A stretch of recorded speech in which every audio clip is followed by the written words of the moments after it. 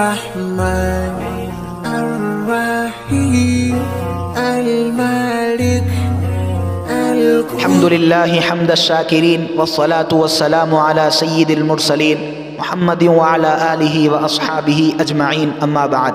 معزز و محترم سامعین، ہر مسلمان کی ذمہ داری ہے کہ اسے ہر موقع کا علم ہونا چاہیے، کیونکہ جو بھی موقع اسے میسر ہو وہ اس کے مطابق عمل کر سکے۔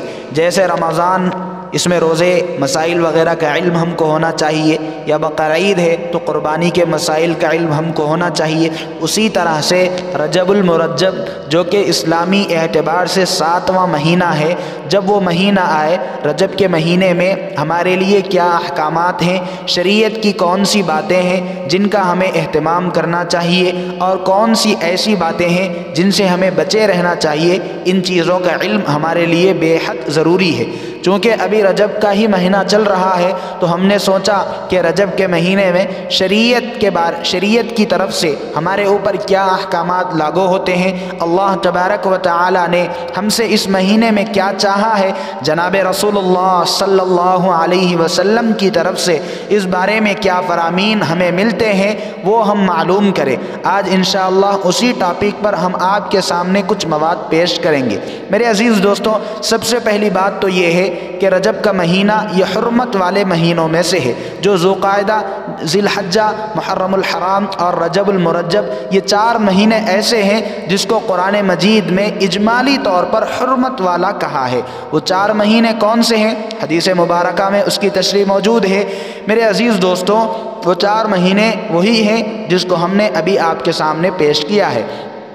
10ویں پارے میں قرآن مجید کی ایک آیت ہے جس کا یہ مفہوم ہے کہ حرمت والے کا کیا مطلب ہے۔ اس کا خلاصہ یہ ہے کہ یہ مہینے احترام والے، عظمت والے ہیں دیگر مہینوں کے مقابلے میں۔ ان مہینوں کی زیادہ تعظیم کی جاوے، مطلب یہ کہ جیسے رجب کا مہینہ چل رہا ہے تو اس مہینے میں زیادہ نفل روزے رکھنا چاہیے، دوسرے مہینوں کی بنسبت اس مہینے میں زیادہ نفلی عبادات وغیرہ کرنا چاہیے۔ یہ مطلب ہے حرمت والے، ادب والے مہینے کا۔ یہ پہلا کام ہوا رجب المرجب کے اعتبار سے۔ دوسرا کام، جب رجب کا مہینہ آئے، جب اس مہینے کا چاند دیکھے تو شریعت کی جانب سے ہمیں یہ تعلیم دی گئی ہے کہ ایک دعا پڑھے کہ اللہم بارک لنا فی رجب و شعبان وبلغنا رمضان۔ اگر رجب کا مہینہ شروع ہو گیا، ہم نے ابھی تک یہ دعا نہیں پڑھی تو اب پڑھ لیں، انشاءاللہ اس کی برکت حاصل ہو جائے گی۔ اس دعا کا ترجمہ یہ ہے کہ اے اللہ، رجب اور شعبان کے مہینے میں ہم پر خوب برکتیں نازل فرما، اور ہم کو، یعنی دعا پڑھنے والا اللہ سے یہ فریاد کر رہا ہے گویا کہ اللہ مجھ کو رمضان تک پہنچا۔ یہ دعا کرنا چاہیے کیونکہ پتہ نہیں ہم رمضان تک پہنچ پائیں گے بھی یا نہیں۔ اللہ کی طرف سے ہمیں جو عظمت والا مہینہ ملنے والا ہے وہ ہمیں مل پائے گا بھی یا نہیں مل پائے گا، اسی لیے اللہ سے دعا کرتے رہنا چاہیے۔ یہ دوسرا کام ہے۔ تیسری بات، اس مہینے میں شریعت کی طرف سے کوئی خاص عبادت متعین نہیں ہے۔ ہاں، عبادت کا خصوصی اہتمام کرنا چاہیے، روزے رکھنا چاہیے، نفل نمازیں پڑھنا چاہیے وغیرہ وغیرہ، مگر کسی خاص عبادت کا اہتمام نہ ہو، یہ بات ذہن میں رکھے۔ یہ تیسری بات ہے۔ چوتھی بات میرے عزیز دوستوں، کچھ لوگ ایسے بھی ہیں کہ کچھ باتیں، کچھ کام، کچھ رسمیں وغیرہ جو رجب المرجب کے مہینے میں کی جاتی ہیں، ہم انشاءاللہ شریعت کی روشنی میں مختصراً اس کا جائزہ بھی لیں گے اور اس پر تبصرہ بھی کریں گے۔ سب سے پہلے اس مہینے کی جب 22 تاریخ آتی ہے تو لوگ کنڈے مناتے ہیں۔ اس کی کیا حقیقت ہے؟ تو لوگ کہتے ہیں کہ ہم حضرت امام جعفر صادق رحمۃ اللہ علیہ کی نیاز کرتے ہیں، ان کے نام پر فاتحہ کرتے ہیں، تو ثواب کا کام ہے، اچھا کام ہے، اسی لیے ہم لوگ ایک دوسرے کو ترغیب بھی دیتے ہیں وغیرہ وغیرہ۔ لیکن میرے عزیز دوستوں، یہ جو کنڈے ہیں، بہت سے لوگ تو کہتے ہیں کہ حضرت امام جعفر صادق رحمۃ اللہ علیہ نے خود ہمیں وصیت کی ہے، اس کی تاکید کی ہے کہ میرے نام پر فاتحہ کرو گے تو اچھا ہے، ورنہ میں آخرت میں کل قیامت کے دن تمہارا دامن پکڑوں گا وغیرہ۔ بہت ساری جھوٹی باتیں، من گھڑک باتیں جو گھڑی ہوئی ہے۔ لیکن میرے عزیز دوستو، حقیقت یہ ہے کہ اسلام میں کنڈے ہے ہی نہیں۔ کنڈے منانا ثواب کی چیز نہیں ہے بلکہ گناہ کی چیز ہے۔ کنڈے منانا اگر ثواب کی نیت سے ہوگا تو میرے عزیز دوستو یہ بہت بڑی بدعت ہو جائے گی۔ اس لیے اللہ کے واسطے ایسے کاموں سے اپنے آپ کو بچائیں۔ ہم اگر کسی اللہ والے کے فاتحہ کرتے ہیں تو سوچنے کی بات ہے کہ کیا اللہ والے وہی اکیلے گزرے ہیں؟ کیا صحابہ اللہ والے نہیں تھے؟ حضرات انبیاء اللہ والے نہیں تھے، ان کے کنڈے کیوں نہیں منا جاتے؟ صرف امام صادق رحمۃ اللہ علیہ کے نام پر ہی کنڈے کیوں منائے جاتے ہیں؟ سوچنے کی بات ہے، بات ذرا گہری ہے مگر سوچنے کے قابل ہے۔ اور دوسری بات یہ ہے کہ 22 رجب سے حضرت امام جعفر صادق رحمۃ اللہ علیہ کا کیا لینا دینا؟ کیونکہ نہ ہی 22 رجب کو ان کی پیدائش کی تاریخ ہے اور نہ ہی 22 رجب کو ان کی وفات کی تاریخ ہے، پھر اسی دن کنڈے کیوں؟ میرے عزیز دوستوں، در حقیقت 22 رجب ایک بزرگ صحابی رسول، کاتب وحی، خلیفۃ المسلمین حضرت امیر معاویہ بن ابو سفیان رضی اللہ عنہما کی تاریخ وفات ہے۔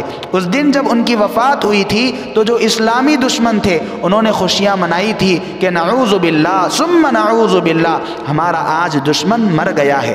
ہوا یہ ہے کہ انڈر گراؤنڈ چوری چھپی یعنی یہ لوگ خوشیاں منانے لگے، کیونکہ اسلام کا غلبہ اس وقت تھا۔ اللہ کے دشمن، جو صحابہ کے دشمن، اسلام کے دشمن تھے، چوری چھپے خوشیاں منانے لگے۔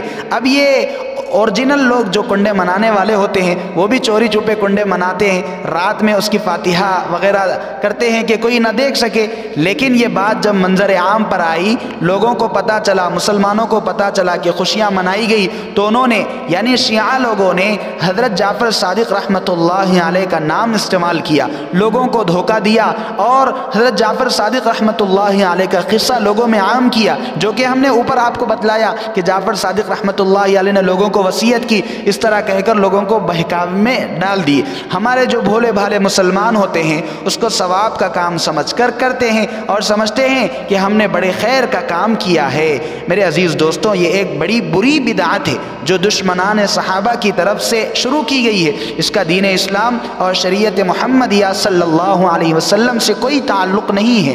ہم آپ کو بڑی ذمہ داری کے ساتھ قرآن و حدیث کا نچوڑ بتلا رہے ہیں۔ یہ شریعت نہ ہی ہماری وراثت ہے، نہ ہی ہمارے گھر کی چیز ہے کہ ہم آپ کے سامنے جو زبان پہ آیا، جو منہ پہ آیا وہ بول دیں۔ جو ہمارے معتبر اور اتھینٹک علماء ہیں، جن پر ہم کو پورا بھروسہ اور اعتماد ہے، انہی کی باتوں کا خلاصہ جو ہم آپ کے سامنے پیش کر رہے ہیں۔ ایک یہ بات ہوئی کہ رجب کے کنڈے، اس کی کوئی حقیقت نہیں ہے، اللہ پاک ہم سب کی حفاظت فرمائے۔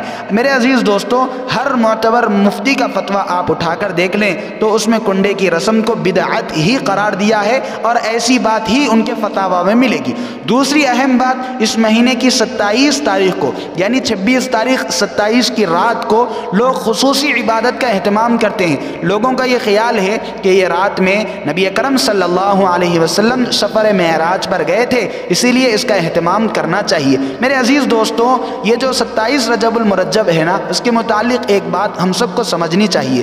ہمارے نبی کریم صلی اللہ علیہ وسلم سفر معراج پر گئے ہیں، یعنی اللہ کے نبی صلی اللہ علیہ وسلم کا سفر معراج قرآن و حدیث سے ثابت ہے، اور ہمارا عقیدہ بھی ہے کہ آپ صلی اللہ علیہ وسلم یقیناً معراج پر گئے اور وہاں اللہ تعالیٰ سے ملاقات ہوئی۔ یہ سب باتیں ہم جانتے ہیں، لیکن جناب رسول اللہ صلی اللہ علیہ وسلم سفر معراج پر کون سے مہینے میں، کون سے دن، کون سی تاریخ میں گئے، یہ بہت اختلافی بات ہے۔ بعض روایتوں میں حضور اکرم صلی اللہ علیہ وسلم کا سفر معراج رمضان میں ہوا، اور بعض میں ربیع الاول، بعض میں ربیع الاخر، اور بعض روایات میں رجب میں بھی گئے، ایسا لکھا ہوا ہے۔ اب کون سے مہینے میں گئے یہ تو طے نہیں ہے، تو ہم نے 27 رجب ہی کو خاص کیسے کر لیا؟ یہ تو پہلی بات ہوئی۔ ٹھیک ہے، اگر مان بھی لے کہ 27 رجب ہی کو گئے تو 27 رجب کو اللہ کے نبی صلی اللہ علیہ وسلم کا بہت بڑا اعزاز و اکرام ہوا تھا۔ یقیناً اللہ کے نبی صلی اللہ علیہ وسلم کے لیے بڑی سعادت کی بات تھی، اللہ سے ملاقات کوئی معمولی چیز نہیں، تو اس میں ہمارے لیے کوئی خاص فضیلت تو نہیں ہے۔ ہمارے لیے کیا ہے؟ یعنی ہمارے لیے کچھ بھی خصوصیت نہیں ہے۔ عشاء کی نماز با جماعت پڑھیں اور فجر کی نماز بھی جماعت کے ساتھ پڑھیں، انشاءاللہ پوری رات عبادت کرنے کا ثواب مل جائے گا۔ خصوصی اعتبار سے اس رات میں یہ سمجھ کر کے آج عبادت کریں گے تو خصوصی ثواب ملے گا، ایسا کچھ نہیں ہے۔